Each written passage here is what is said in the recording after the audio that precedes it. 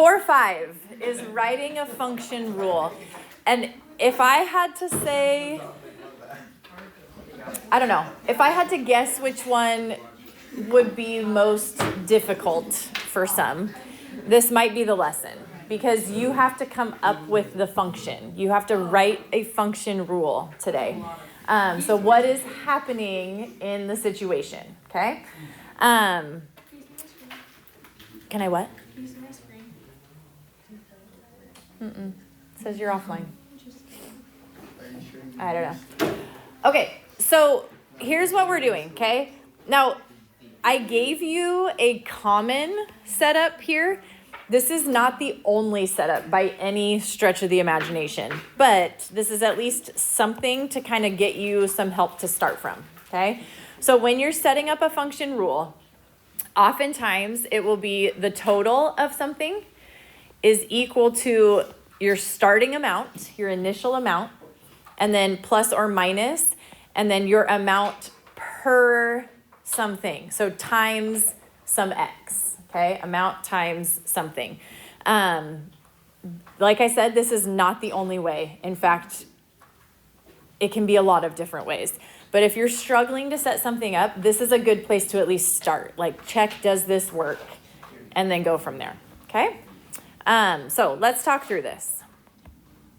This says, example number 1, you can estimate the temperature by counting the number of chirps of the snowy tree cricket, okay? The outdoor temperature is, what is in math? Equals, the outdoor temperature is 40 more than 1/4 the number of chirps that cricket makes in 1 minute. What is a function rule that represents that situation? Oh my goodness. Let's try again. So in this situation, come back to me. Okay, I'm going to read it one more time. Focus in. It says you can estimate the temperature by counting the number of chirps of the snowy tree cricket. The outdoor temperature is. What would you write for that? You know what? Let's define some variables. Let's figure out what our variables are going to be. Our variables for this problem, our unknowns, are what? The number of chirps. Okay, so I'm going to call C our number of chirps. And what are we trying to find? I don't know. You can estimate the Number of chirps. temperature, right? So I'm going to call T our temperature. Okay, so it's a good idea to start with what are my variables? What are we working with? Okay, now look at this sentence. The outdoor temperature, that's one of our variables. What are we calling it? T. T. What is in math? Equals. Now, 40 more than 1/4 the number of chirps. 40. Okay, so more than, we usually swap them, right? I don't care if you don't with more than, because you could do this. You could say 40 plus 1/4 the number of chirps, or you can do this. Okay, I really like this one because more than, we always swapped them, right? But they're both correct because addition is commutative. You can add in either order and you're going to get the same thing, okay? So your job is come up with that equation today. It's a lot of words. Here's what I need you to do. I need you to forget about the fact that there are a lot of words, and I need you to key in on the important words, okay? Things like per means times. Things like is means equals. Figure out what your variables are and see what phrase represents that one variable, okay? So I'm going to give you 30 seconds right now. I'm going to read you this problem. You're going to tell me what the variables are, and then you're going to see if you can set up your equation. Well, it doesn't take long. A landfill has 50,000 tons of waste in it. Each month, it accumulates an average of 420 more tons of waste. What is a function rule that represents the total amount of waste after M months? Tell me what your variables are going to be.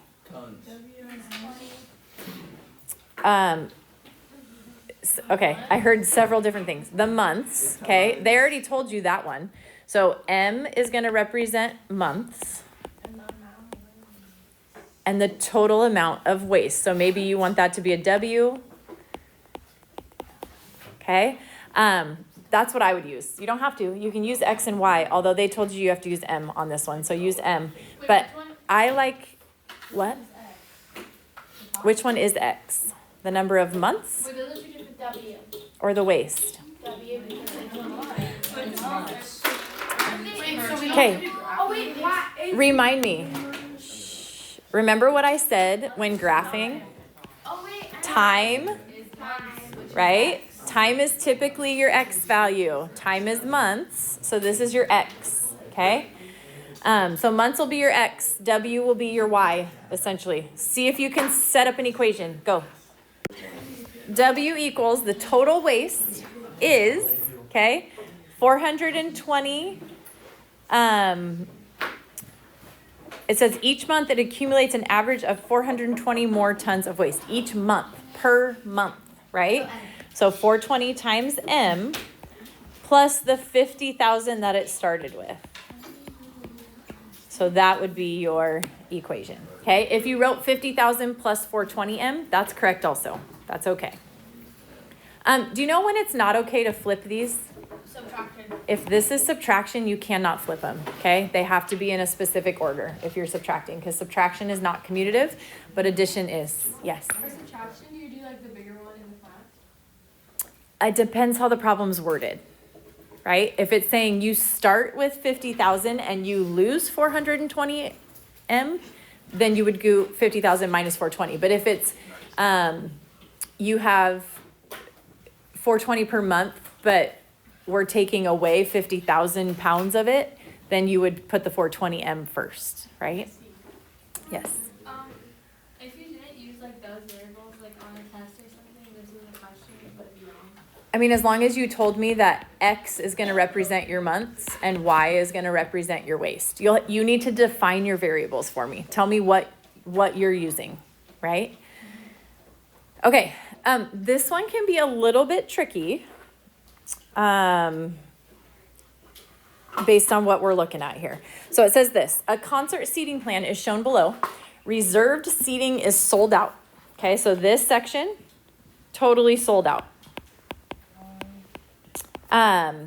Total revenue from ticket sales will depend on the number of general seating tickets sold. Write a function rule to represent that situation.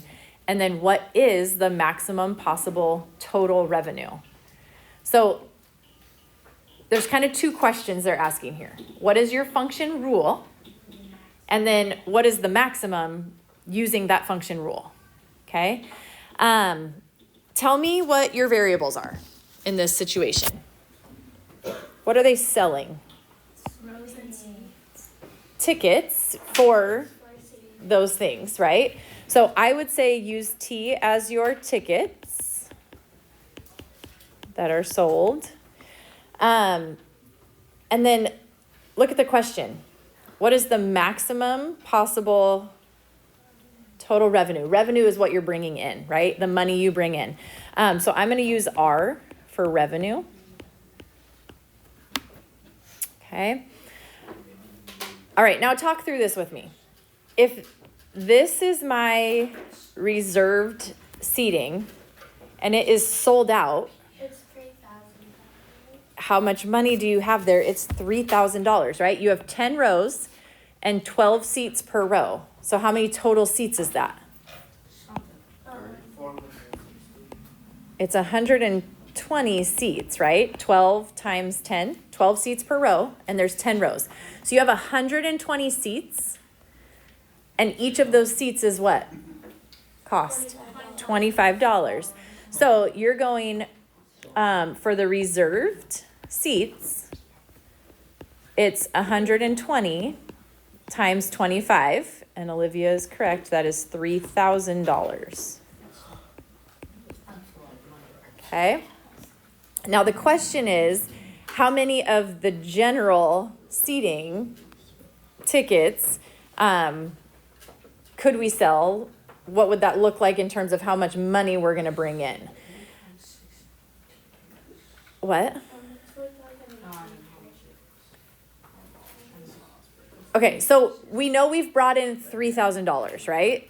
This chunk of seats is $3,000. So our total revenue is going to be the $3,000 we know we've already brought in, plus what? Hey, pay attention. Can I have that? Just kick that over there. Because you're not hearing a word I'm saying. 10T?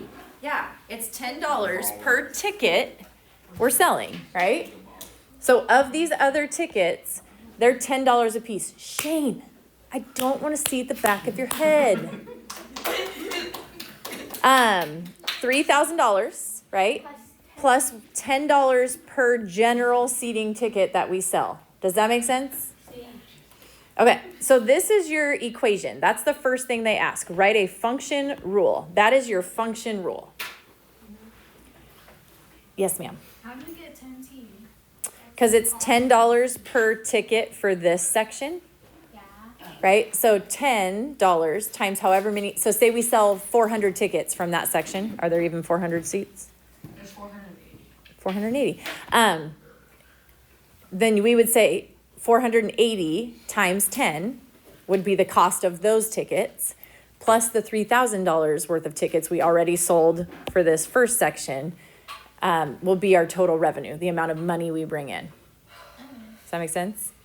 Okay, so here's the thing we have to figure out. The question is, what is the maximum possible total revenue? So what's the max amount of money that they can make? Well, it's $10 per ticket in the general seating, and we already sold all $3,000 worth in the other section. 7,000. So you have to figure out how many total tickets in the general seating, because then we would sell out and make that much money. How do you figure out how many seats in the general seating? You count 30 times 16. Right, 30 rows, 16 seats per row. So 30 times 16, and what is that? 480.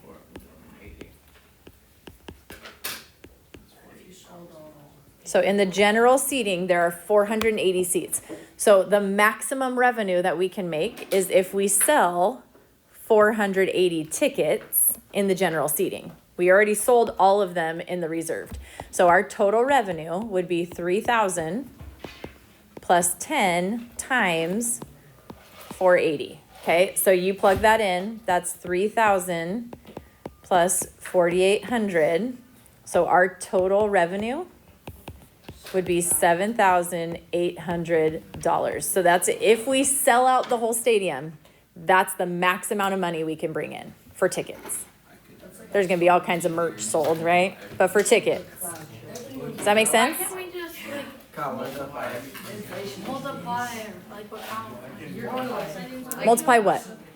Just everything. Like That's technically what you're doing. that one's like a lot Multiply more all the than numbers? like just But, okay, they want a function so that we don't have to, because what if we don't sell all the tickets? What if we only sell 20 tickets? Then you can plug in a 20 here and see how much you're gonna make, right? yeah. So they Oh, want yeah, I guess. they want the But do we function still to have be able to do all tell. that other stuff?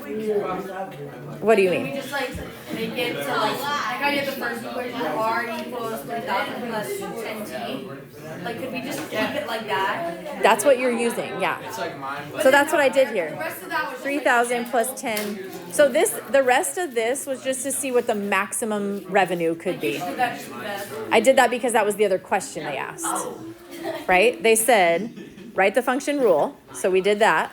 But then it says, what's the maximum possible revenue? So you need to figure out if all the tickets get sold. Excuse me. Shh.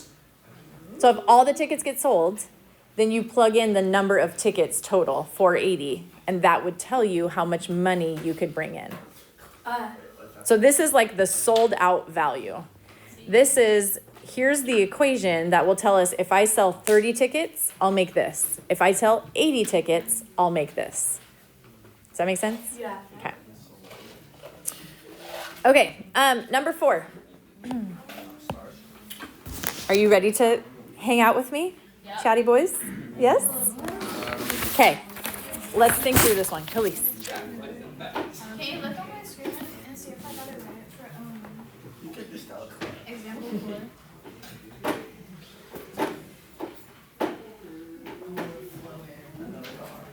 Is that a 5 or a 3? 13 or 15? P. Yes. Yeah. Okay, number 4. It says a kennel charges $15 per day, okay, to board dogs. Upon arrival, each dog must have a flea bath that costs $12, okay? Does that mean they get a flea bath every day that they're there? No, just when they show up. Write a function rule for the total cost, okay? So total cost, we'll say C is our cost. For N days, N is the number of days. Make sure you tell me what your variables are, okay? So there's 2 questions happening here again. Write a function rule, and then use that function rule to tell me what 10 days of stay would cost, okay?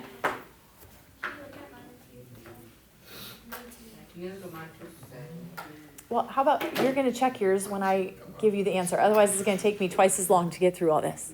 Check yours against mine. Okay, so tell me what you do. What's your standalone? We're trying to find the cost, right? So the cost is what? 15n, number of days, right? If you used P, just define it as P. That's fine. But I used N for number of days. So 15 times the number of days plus that one-time fee of $12 for the, what was it, a flea bath or something? Yeah. So this would be your function, okay? Write the function rule. That's this one. Then it says, how much does a 10-day stay cost? What do? 12, 15. You plug a 10. 10 in here. So the cost would be 15 times 10 plus 12. And what does that work out to? 162 what? For 10 days. Dollars. It is a cost, okay? So it's $162 for 10 days. Okay?